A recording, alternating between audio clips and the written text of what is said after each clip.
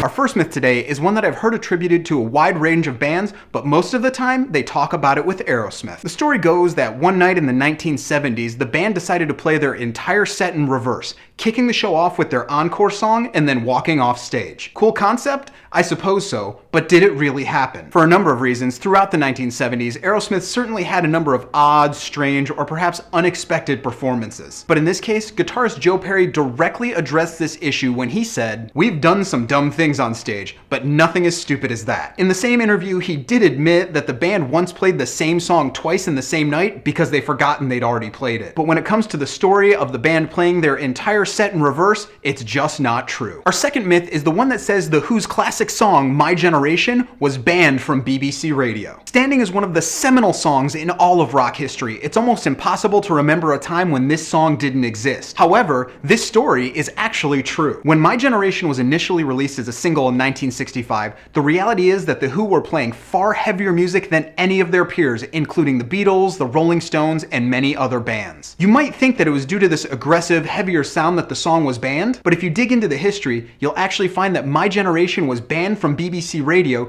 due to them thinking it might offend people who stuttered. That's right, those handful of points on the song where Roger Daltrey seems to be teasing a certain F word before he says fade away, and a number of other similar instances on the song. Yeah, that's why the BBC banned this track. Obviously, after the single sold a few 100,000 copies, they took the ban off the list, but at the end of the day, this myth is not myth. It's fact. Our final myth today is one for all of you economists out there, and it's the one that says Sam Phillips gave away the contract to Elvis Presley for only $35,000. This one's actually true in reality, but it's false in the way that people present it. As the fact is, Sam Phillips did sell Elvis Presley's contract to RCA Records for $35,000 in 1955. However, let's remember that in 1955, $35,000 was a huge sum of money, and it was actually the most that had ever been paid by a record label for an artist. Furthermore, there's no question that Sam Phillips was as smart a businessman as you'll ever find, as he took that $35,000 he got from Elvis